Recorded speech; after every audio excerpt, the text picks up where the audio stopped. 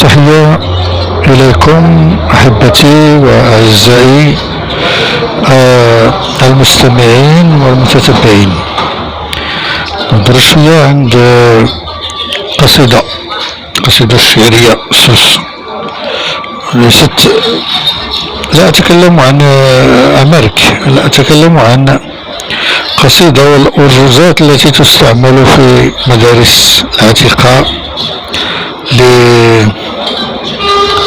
لتثبيت المدارك العلمية ولتثقيل الأساليب العلمية. وفي هذا الميدان تعلقت القصيدة العربية بالعربية الفصحى بالأمازيغية. سولوا المختار السوسي العلامة الكبير المعروف المؤرخ والأديب والفقيه عن طريقة باش كيكتبوا الشعر في سوس، وخاصة هو نيت كمثال واسلوبه الخاص في الكتابة، ويرد عليهم بأنه كيلجأ إلى كسر دوك القواعد. كنعرفوا بأن الشعر العمودي عنده قواعد، عنده 16 بحر، هو باش يلبي ديك الرغبة اللي بغا، داكشي الميساج ولا الرسالة اللي بغا يسول، كيكسر هاد القواعد انه مبدع، وكيتبع القوالب التي تناسبه التعبير اللي بغا يعبر عليه بها، يعني كتناسب ديك الرسالة. ولكن هذا في جانب، لأن لم يسمع ولم يعرف عن الفقيه العلامة المختار السوسي أنه مزج العربية الفصحى بالأمازيغية. ما هو ما مشاش لهاد القضية ديال هاد الأرجوزات الممزوجة. لكن هناك ناس تحداو هاد كسر القواعد إلى مسألة أخرى، ليس عن نقص في تعبيرهم بالفصحى.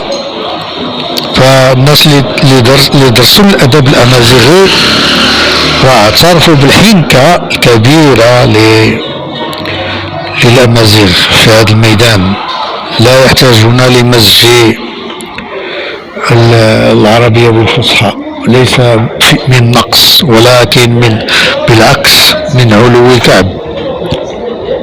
كعب في الشعر، وخاصة عند المنافسة ومجارة بعض الناس. وفي بعض الحالات النادرة ولكن توجد. إذن البيت الشعري الواحد يبدأ باللغة العربية الفصحى وينتهي بكلمة أمازيغية. اللي مشى وتبحر في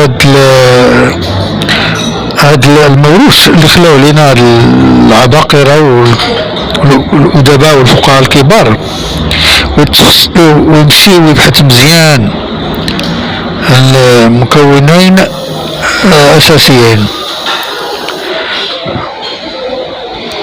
كاين مخطوطات في العلوم والثقافة، وكاين أنواع مختلفة من الشعر، لأن الشعر ماشي دائما كاين باش يلبي واحد العدد ديال الأغراض من التسلية ومن العلم والتعلم، وكيديروا خاصة على شكل مناظرات.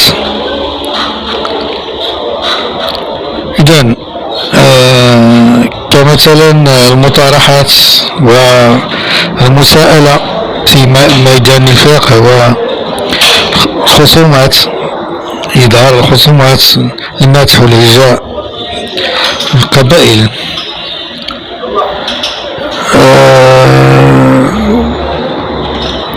والشاعر ملي كيوصل واحد المرحلة في تجربته الشعرية يكون قد اكتسب الكثير من دواعي الإبداع، فتميل به النفس والشهوة أن يودع خارج السرب. فكثير من الشعراء العرب كتبوا أبياتا من اليمين إلى اليسار ومن الأعلى إلى الأسفل، وأن تقرأ قصيدة تعطيك معنى إيجابي، وإن أعدت قراءتها من الخلف تعطيك معنى سلبي، هكذا. هناك الكثير من الحالات، ولكن نحن ما يهمنا و قصيدة الأرجوزة، أنني سأطرح لكم أرجوزة الغريب. أرجوزة الغريب لعبد الله بن إبراهيم البوبكري، وسيرا على درب عبد السميع الرسموكي، ذلك العالم الكبير الذي سبقه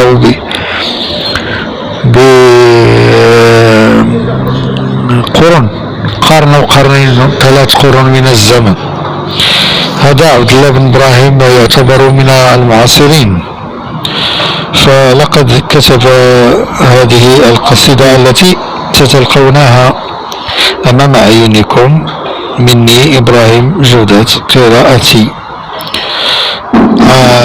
تحصلت عليها من خلال البحوث في وسائل الإعلام وفي الإنترنت، وفي هذه المعلومات كلها تحصلت عليها، وأشكر الذين لا يبخلون عنا بمثل هذه الكنوز الأدبية، وخاصة بعض الناس اللي هزين هذا الهم مثل حي السي محمد والكاش وعبد الله الطالب عليه وآخرون الذين بين الفينة والأخرى يعرجون على مثل هذه الأشياء، ودكاترة ابن زور الذين يشاركون في المناظرات والندوات في السادسة مثلا، قناة السادسة للقرآن الكريم التي ينشأها الملك جلالة الملك محمد السادس بأمر منه، نرجو له طولة العمر والصحة وهناء الخاطر، ونرجو للشعب المغربي دائما الازدهار والرفاهية.